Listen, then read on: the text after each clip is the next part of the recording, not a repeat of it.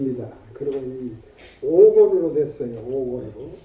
그게 구약이 39권, 신약은 27권, 3구 27 그렇게 우리가 쉽게 엽니다만, 그런데 이 구약이 시편이 150편으로 되어 있는데 5권으로 나눠졌어요. 그러면은 구약이 39권에다가 5편을 하신 게 43권이 돼야 됩니다. 그럼 왜 이런 문제가 나왔냐? 발굴을 하는데, 이거 전부 발굴했거든요. 신약도 발굴하고 구약도 발굴했는데, 하나 발굴해가지고 보니까 이제 시편 하나가 되고, 또 나중에 똑같은 시편이 또 발굴하고, 그래서 5개가 이 시편이 발굴이 됐어요. 그래서 처음에는 한 권 하다가 5권을 하나로 그냥 묶어 한 권으로 만들어버렸어요. 그래서 이게 이제 39권으로 됐는데, 오늘 이 읽은 내용은 그 중에서 116편에 해당되는 내용인 것입니다. 그런데 이 시편이 누가 기록을 했냐? 다 기록한 사람 있지 않습니까? 그런데 다윗 왕이 거의 대부분 기록했어요. 그리고 또 이 고라 자손이라고, 고라가 진이 아니고 고라 자손들이 또 기록했어요. 그러고는 또 작장 이상이요. 누가 기록했는가 몰라요. 그 내용을 이렇게 보면은 이 찬양시도 있고, 또 감사시도 있고, 또 그 예루살렘에 예배드리러 가면서 찬송하면서 하는 그런 내용도 있고, 또 악기에 맞춰서 부르는 그런 내용도 있고.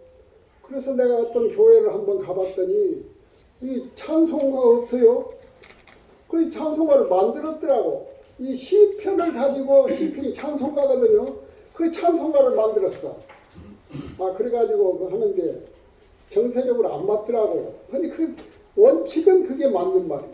이 시편 가지고, 시편은 찬송시니까 이걸 가지고 불러야 되는 거예요. 그러니까 그런 교회도 있어요, 몇 개가. 그래서 그런 내용이 시편인데, 오늘은 그 116편 가지고 말씀을 하는데, 이건 누가 지었는가도 모르지만은 기도문이에요. 이게. 기도를 한 것이에요. 그런데 이 내용은 이 116편을 기록한 이 시인이 중병에 걸렸어요. 소망이 없어. 그런 가운데서 하나님의 은혜로 이렇게 그 중병에서 고침을 받고 구원을 받았다 하는 것이 이 116편의 내용인 것입니다. 그래서 이 116편의 그 시인이 8절에 보니까 이거 병 걸렸단 말이거든요. 주께서 내 영혼을 사망해서 내 눈을 눈물에서 내 발을 넘어진 데서 건졌도다. 병 들어가지고 죽게 됐는데 하나님께서 구해줬다는 말이야. 병 걸려가지고 있으면 낫는 것이 소원 아닙니까? 근데 이 기자가 생긴 것도 모릅니다.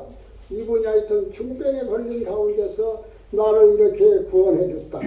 그래서 감사해줘가지고 12절에 그랬어요. 가장 핵심적인 말입니다. 여호와께서 내게 주신 모든 은혜를 무엇으로 보답할까? 나를 이렇게 어려운 가운데서 있는데 나를 생명을 다시 살리게 해주신 여호와의 은혜를 내가 어떻게 보답할 것인가? 그 12절에 나오는 말이에요. 그 다음에 14절에 나의 서원을 여호와께 갚으리로다.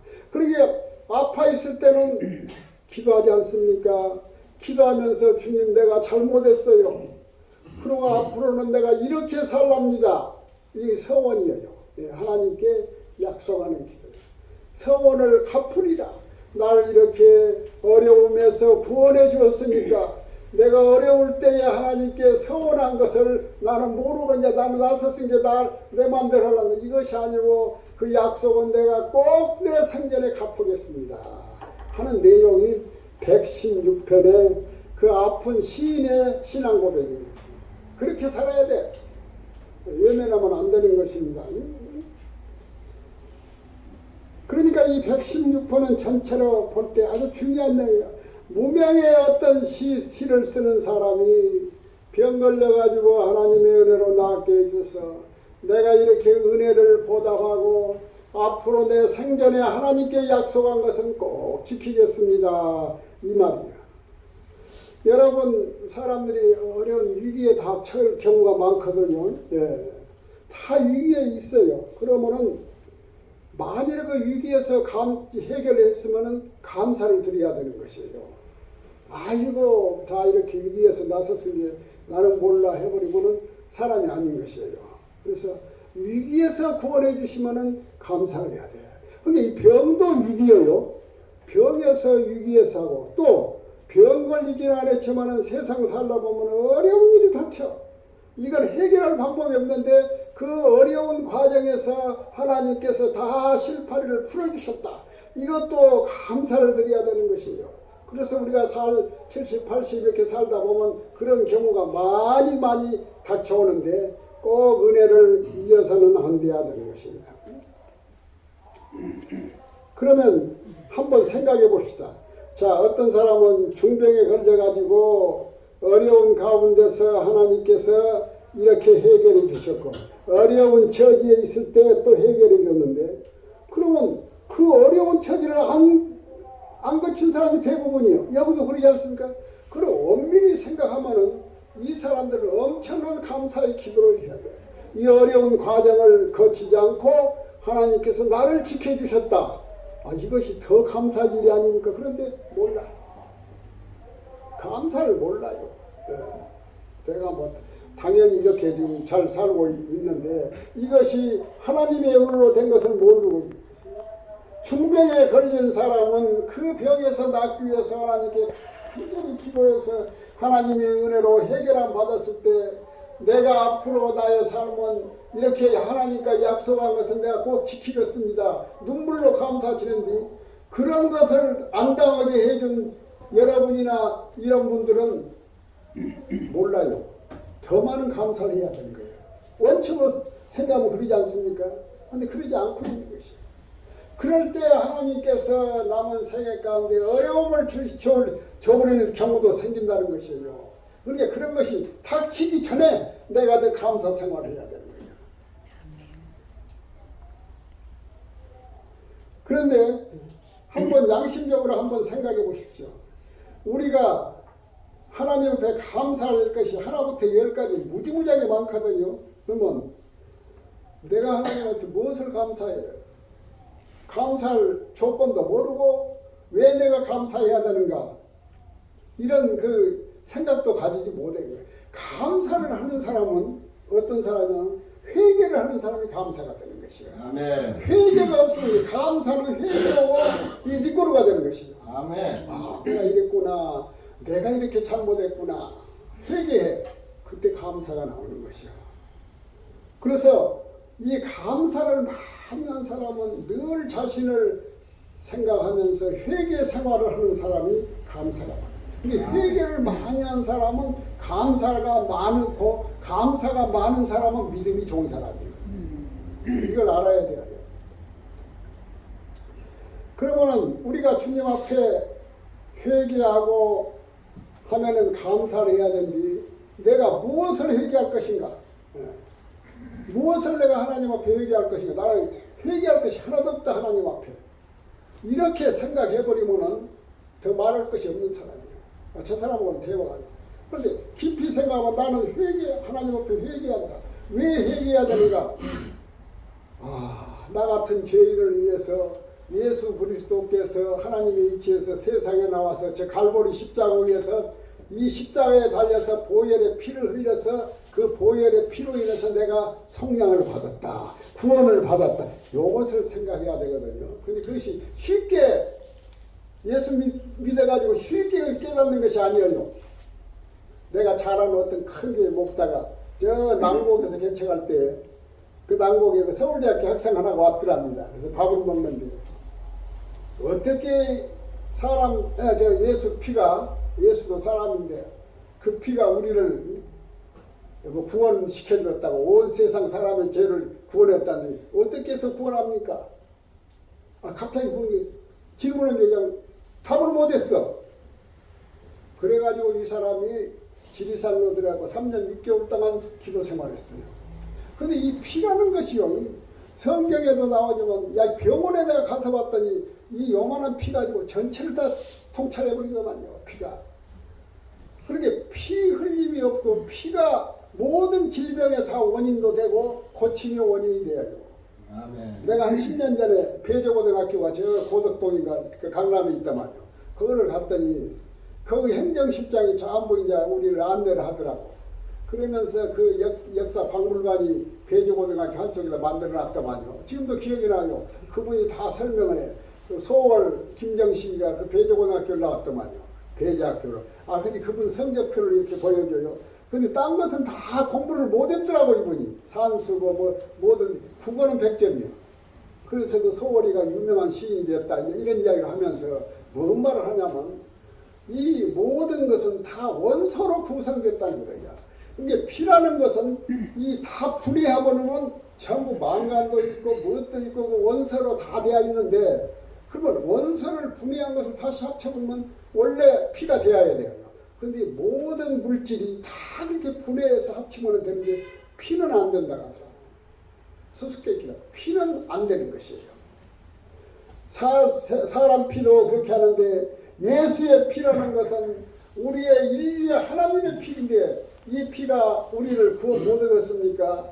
그래서 예수 피로써 우리가 구속함을 받았다. 우리의 죄를 사해 주었다. 이것을 알아야 되는데 예수 교회 나온다 해서 그게 쉽게 되는 것이 아니야. 이것은 성령의 역사로 되는 거예요. 아멘. 그래서 우리가 다 다니다 보면 예수의 피가 나를 구원했다. 구원이란 것은 뭐냐? 예수께서 보혈의 피를 갈보리상에서 흘렸는데 그 피로 인해서 내가 죄사함을 받고 우리가 하나님 나라를 얻을 수 있는 축복을 받 이것을 믿으면 되는 것이요. 예수 믿는 것이 간단해요. 어떻게 보면은 그것만 믿으면 돼요. 그러니까 마지막에 죽어가는 사람한테 옆에서 간절히 이야기하거든요. 이것을 믿느냐? 그렇게 전혀 모르는 상태에서 믿느냐 하면 예 해버린 사람도 있고 뜻도 모르고 또 이것을 거부하는 사람도 있어요. 근데 이걸 믿으면 되는 거예요. 아멘. 예수는 우리가 예수 믿는다는 것은 예수 보혈의 피가 나를 구원했다. 이것만 믿으면 되는 거예요. 근데 이것이 쉽게 믿는 것이 아니라 교회를 통해서 다닐 때 역사할 때 이렇게 해결되는 것이요. 여러분들도 이 마음속에 이것만은 꼭 지키고 이것이 예수의 피로서 내가 구원을 받았다. 이 뜻만 변절하지 않고 가면은 하나님 나라 갈 수 있는 것이요. 아멘. 예수 믿는다는 것은 그것을 믿는다는 것이거든요. 예, 그렇게 말하시면 돼요. 그러면 우리가 회개를 해야 되는데 무엇을 회개할 거냐? 아, 나 자신을 한번 생각해봐. 나 회개할 것 없어? 나는 그래도 바르게 산 사람이야. 이렇게 생각하면 안 돼요. 나는 회개할 사람이요.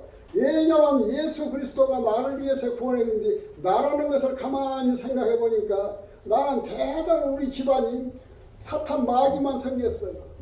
5,000년 역사 가운데 이렇게 쭉 이 나라가 마귀만 섬긴 나라 이런 집안에 태어나서 하나님도 모르고 살았던 악한 사람이요. 성경은 가장 악한 사람을 누구라고 했더니 강도가 아니에요. 하나님을 모르는 것을 악한 사람이라고 했어요.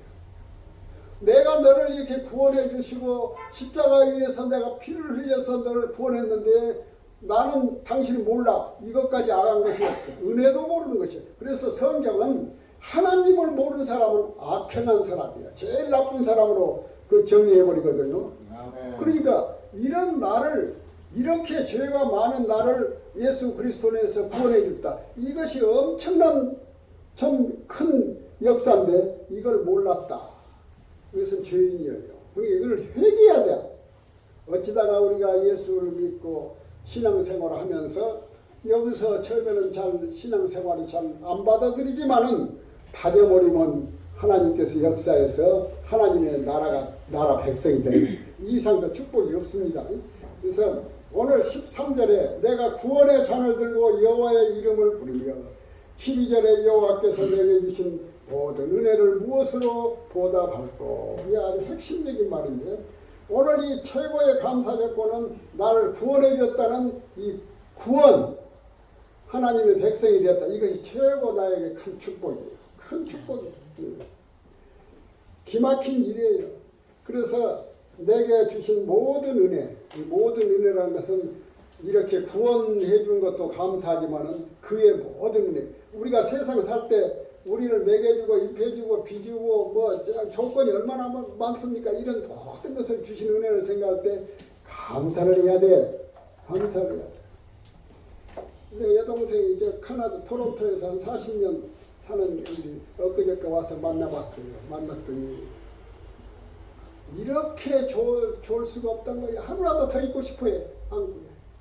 병원 가도 먹을 것도 그냥 여기서 가서 이것저것 먹고 가격도 사고 짜장면 한 그릇에 6,000원인데 토론토는 16,000원도 한다고 없다 요새. 이렇게 좋은 나라를 주었는데 이것도 몰라. 이 사람들은 모르고 공산당이 좋다고 하는 사람들이 많아요. 이게 보통 일이 아니에요. 지금 이게 하나님께서 내게 주신 모든 은혜를 나는 어떻게 보답할꼬 생각해봐야 될 줄로 믿습니다. 제가 이 목사하면서 상가집을 많이 가거든요. 이제 교인들 관계 상가집을 가서 보면은 참 가슴 아픈 데도 많아요. 어떤 데는 가서 보면은 참 그 상을 치를 형편도 못된 사람이 많아요. 그래서 자식들이라고 있지만은 있으나 마나고 남편이라고 있지만은요 술이나 먹고 평생을 뭐 남편 구실도 못하고 근데 그 부인이 고생하고 그래가지고 그냥 세상을 떠났어요. 그러면은 그것을 가만히 보면은 참 불쌍하고 측은한 마음이 나와. 그런데 이 사람이 예수를 믿었더라고. 그래갖고 교회에서 조그마한 교회에서 와서 목사님이 예배 드리고 그걸 보면 이게 큰 축복이다. 말년을 잘했다. 사람은요 말년을 잘 살아야 되는 것이요. 그래야 사람은 말년을 가지고 평가를 하는 것입니다. 아멘. 어떤 사람은 평생 동안 구두쇠로 살면서 참 인색하고 본인도 라면이나 먹고 그렇게 살았는데 저 사람은 구두쇠라고 상대를 하네요. 근데 이 사람이 모은 돈을 거룩한 곳에 써버렸어. 그러면 그 사람은 어떻게 평가합니까? 훌륭한 사람이라고 하는 거예요. 이 사람이 이 여자가 이렇게 고생하고 자식 복도 없고 남편 복도 없고 세상에 그냥 불쌍한 사람이지만은 그러나 그 사람은 참된 진리를 붙잡고 살았어. 그래서 진리를 붙잡고 세상을 떴어요. 그러면 그 사람은 참 복 있는 사람. 마지막을 잘 살아야 되는 것입니다. 그래서 우리는 일본의 유명한 성경 신학자 우치무라 한조라고 일본의 최고 간 학교 동경 제1고등학교 교장을 지내신 분이에요. 이번에 아주 성경 주석가. 이 사람이 말했어요. 하나님께서 이 저주를 해버리려면 차라리 저주를 하려면 버려버리는 이렇게 그냥 뭐 가난하고 병들고 이 세상적으로 한 것으로 하나님께서 그렇게 안 한다는 거예요. 저주를 한다는 것은 하나님께서는 하나님을 몰라. 아무리 전해도 예수를 안 믿어. 성경이 들어도 말씀을 들어도 귀에 안 들어요. 이렇게 저주가 이거 저주라는 것이에요. 우리의 생각과는 완전히 다르는 것입니다. 저 전라도 고흥 가면 도양면이라고 있어요. 그 도양면이 그 안에 녹동이라는 데가 있거든요. 제가 전에 많이 가보고 그랬는데 그 항구입니다. 그냥 15,000명 정도가 살아요. 교회도 큰 게 2개가 있고. 어디 몇 년 전에 가봤더니 러시아 사람이 많이 있더만요. 근데 거기가 이제 우주센터가 거기가 있어요. 근데 이 녹동항에서 바로 앞에가 동그란 섬이 하나 있는데 그것이 소록도예요. 한 5분 정도 배 타고 왔는데 지금은 달이 나가지고 아주 좋아졌어요. 아주 소록도 정원이 대한민국에서 제일 아름다운 정원이었어요. 근데 거기는 누가 있냐면은 나환자들이 있었어요. 우리 일제시대는 1,500명 정도 있었더라고요. 조사를 해봤더니. 근데 우리나라가 나환자가 700년 전에 세종대왕 때도 나환자들이 있었어. 그러니까 세종대왕 때 나병 걸리면 어디로 가냐? 제주도로 가버려. 그때 700년 전에 제주도는요. 지금 아프리카 가는 것보다 훨씬 더 어려운 일이야. 근데 이제 일본 시대 때 소록도 섬 해가지고 병원 만들어가지고 거기서 하고 있는데 지금 그 소록도에 그 나환자가 몇 명 있냐? 404명이 있어요. 오늘 어제까지 있어. 지금 오늘은 모르겠습니다. 그 404명이 그러면 나환자 가지고 아니요. 다 낯선 사람들이에요. 이 나병이란 것이 참 어려운 병 아닙니까? 예수님 계실 때부터. 그런데 그것이 다 이제 좋은 약들을 세고 다 나서 버렸어요. 그리고 지금은 나환자들이라고 해서 옛날에 걸린 사람들이 얼굴이 찌그러지고 막 이렇게 행편없는 사람들, 이 사람들이 사실 갈 데가 없어. 지금 그 생긴 것 가지고. 그러니까 그대로 이제 병원에 우리 요양병원에 사는 것이나 마찬가지예요. 평균 수명이 80살 다 살았어요. 그래갖고 했는데 이제 거기서 나환자들이 그렇게 있고, 기독교도 있고, 천주교도 있고, 불교도 있고, 온불교도 있어. 근데 우리 기독 개신교가 한 80% 되고, 나머지가 이제 천주교가 많고, 불교 조금 있고, 온불교도 있어요. 근데 내가 말을 한 것은, 내가 잘 아는 사람이, 그 전에 한번 내가 소개를 했어요. 이민교라는 그런 목사가 하나가 있어요. 이분이 원광대학교를 나와가지고, 그래가지고 집안이 전부 온불교 집안이에요, 보니까. 아버지도 그러고 어머니도 그러고 형도 온불교 교무, 누님도 교무 해가지고 박중진이라고 온불교 그 원래 창시자 그 집 아들하고 결혼하고 이 사람도 온불교 신학교 나왔으니까 온불교 있으면 자동적으로 그냥 높이 되는 사람이야. 그런데 이 사람이 원광대학교라고 이제 일이 했습니다. 거기 다니면서 원광대학에 왜 기독교 믿는 사람이 있냐? 그래가지고 원광대학교 학생회장도 하고 나오고는 이제 벽지에다가 영혼 구원한다고 절을 만들었어요. 온불교. 그래가지고 거기서 하다가 가만히 생각해 소록도 가서 법당 세우고는 그가 내키 들어가거든요. 그래서 소록도로 갔어요. 재산 정리하고 부인이 약국 전주에서 약국한 거 다 잡아치가지고 돈 해가지고 소록도 가서 거기서 이제 법당을 차리고 했는데 내가 만나본 사람 중에서 기독교 사람이고 하여튼 내가 만나본 사람이 그렇게 헌신적이고 그냥 물불을 가리고 돌고 그런 사람 보지를 못했어요. 보통 사람이 아니에요. 그러니까 그 나환자들 대소변을 다 받아가면서 전혀 그런 가리지 않은 사람이에요. 그 보통 사람이 아니에요, 그 사람. 그래가지고 그 나환자들한테 이제 온불교 교를 가르치면서 당신이 믿는 하나님이 있다면 왜 당신을 이렇게 만들어버리냐. 그래가지고 방법을 사게 해야 되거든. 그럼 다 올 줄 알았는데 그렇게 복음을 전하면 전할수록 그 사람들이 이 마음이 바꿔지는 것이 아니라 그 중에서 하나님께 감사만 한다는 것이에요. 그런 게 이해가 안 돼. 아무리 이해가 안 돼.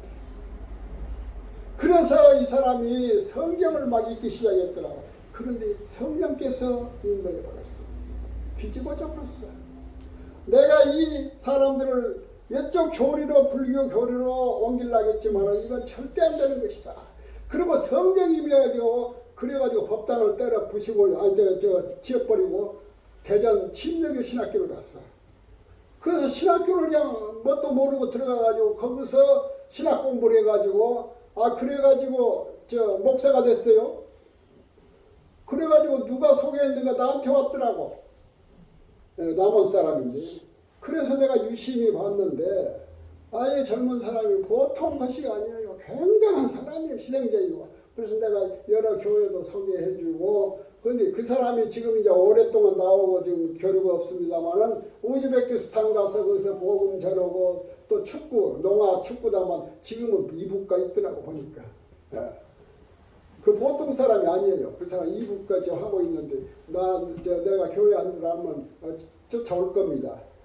그 사람이 왜 그렇게 모든 걸 포기하고 그렇게 복음을 전합니까?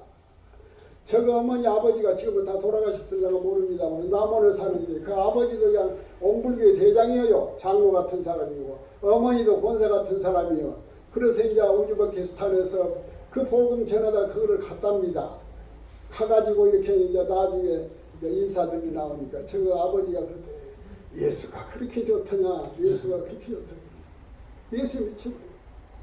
그러니까 복음이 들어가면은 이렇게 되는 것이에요. 누가복음 17장 11절에 보면은 예수님 당시에 나병 환자들은 가장 참 인간으로서는 가장 천한 사람들이야. 그리고 천형을 받은 사람들이야. 그러니까 이 나병 걸리면은 이제 길거리 가다가도 막 소리쳐요. 나는 나병 환자다고, 나병 환자다. 오지 마라. 격리돼 버려요. 예. 나병이 그렇게 무서운 병이에요. 예. 그런데 17장 누가복음 17장 11절에 보니까 나병 환자들 그 문둥이라고 문둥이 10명이 집단 생활을 해요. 그래서 함께 다녀. 근데 어디를 가고 있어요 지금. 어디를 가고 있는데 자꾸 보니까 예수께서 오시고 있거든. 근데 소리를 지릅니다. 예수여 예수여 나를 좀 구원해 주시오. 이 병에서 좀 낫게 해주시오. 그럼 예수께서 이 궁휼히 여기셔가지고 너는 제사장한테 가서 내 몸을 보이라. 그 당시는 제사장이 의사예요. 그래서 10명이 이제 제사장한테 가서 내 몸을 보이라 한 것은 이미 너는 이 병을 고쳤다 이 말이거든요. 그래서 보니까 다 고침을 받았어요. 그런데 9명, 한 명이 찾아왔어 예수님 앞에. 그러고 무릎을 꿇고 그냥 감사의 눈물을 흘려. 근데 그 사람은 이방인이야. 사마리아 사람이야. 그러면 9은 어디 갔냐? 오도 안 해버렸어요. 감사를 하지 않았어. 예. 이것이 문제예요. 이것이. 오늘 우리도 이 9명 속에 들으면 안 돼요. 아멘. 모르고 그렇게 했어도 모른 채 해버리고 이건 사람이 아닌 것입니다. 우리는 감사의 생활이 있어야 되는 것이에요. 감사가 없으면 안 되는 것이에요. 감사의 조건을 따지면요, 우리가 꼭 감사를 저 사람한테 감사를 안 해야 되겠다. 감사할 조건이 안 된다. 그것이 아니에요. 그런 사람이 많아요. 언젠가 몇 년 전인가 한 번 그 청소부들이요, 한 달인가 두 달인가 파업을 해버렸어. 이때 쓰레기들이 이렇게 냄새가 나고 그냥 보통 일이 아니었어요. 기억을 하실런가 모르겠습니다. 그러면 그것을 참 관할한 사람은 서울특별시장이에요. 서울특별시장 없어도 돼야. 지금 서울특별시장이 없다 해서 여러분한테 불편한 것 하나도 없어요. 그 누군가도 모르고 살아도 관계가 없어. 그러나 여러분 살고 있는 그 집에 청소하는 그 청소부 없으면요, 여러분은 못 살아. 그 사람한테 감사해야 돼. 버스 기사한테 감사해야 돼. 감사는 내 주위에서 별것 아닌 사람이지만은 다 감사의 대상이 되는 것이야. 그래서 오늘 이부야 추수감사절을 맞이해서 모든 것을 감사해야 되는다. 감사하면서 살란다. 이런 마음을 가져야 되는 것이 항상 감사해야 돼. 에베소서 5장 20절에 이런 말이 있어. 범사에 우리 주 예수 그리스도의 이름으로 항상 아버지 하나님께 감사하며, 범사란 말은 모든 일이란 말이요. 모든 일에 감사라는 말이요. 어떤 일만 감사하고 나하고 관계없는 일을 감사하는 거 아니에요. 모든 일에 항상 어떤 처지에 있든지, 내가 감옥에 있든지 내가 어디 처음 이 식당에서 밥을 먹든지 항상 감사해요. 이런 좋은 밥 주신 거 감사하고, 감옥에 있지만 내가 여기서 하나님과 만나볼 수 있는 시간 주신 거 감사하다. 항상 범사에 항상 하나님 앞에 감사하면서 해야 된다 이 말이에요. 그러니까 우리는 이 감사를 모르고 살지만은 생각하면 모든 것이 감사해야 돼. 독일의 그 재무장관인 마르티 바덴이라는 사람이 그 글을 썼는데, 옛날 오래전 재무장관이에요. 이 사람이 가난한 환경에서 자랐단 말이야. 그런데 그 젊었을 때, 어렸을 때, 가난할 때 돈이 없은 게 어디 지방에 싸구려 여관 가서 잠을 잤는데 아침에 오니 구두가 없어져 버렸어요. 그러니까 누가 내 구두 가져갔다고 소리를 지르면 주인한테 이제 막 이야기했더니 주인이 큰 구두를 하나 주면서 신으라 하더랍니다. 그러면서 그날 주일날이니 교회 내가 하니까 같이 가자고. 그 데리고 갔어요. 그래갖고 교회에 이제 앉아서 있는데 옆에를 보니까 다리 2개가 없는 사람이 눈물 흘리고 찬송하고 감사를 해요. 그걸 보고 감동돼서 감사를 했다는 것이에요. 예. 이렇게 나보다 여건이 나쁜 사람을 보면서 거기서 감사를 해야지. 그거 안 봐버리고 여기서 불평해 버리면은 그 사람이 아니에요. 오늘 우리는 어려운 경우, 어떤 경우도 감사하고 예수 믿는 사람은 감사하고 세상은 잠깐 아닙니까? 우리는 소망이 있다. 내세의 소망을 가지고 살고 있다. 우리가 죽은다면 하나님 나라 간다. 이렇게 소망을 주신 하나님께 감사를 해야 돼. 아멘. 남편도 자식도 나의 유일한 소망의 대상이 아니야. 남편도 그 소망 썩이고 조금 있다가 없어져 버리고, 자식은 남 것을 후회한 사람이 굉장히 많아요. 대상이 아니야. 우리는 예수 그리스도를 소망 삼아야 돼. 그래야 예수가 나를 책임져 주는 것이요. 아멘. 찬송가 1장 부르고 이 설교를 마치겠습니다. 488장 이 몸의 소망 무엇인가?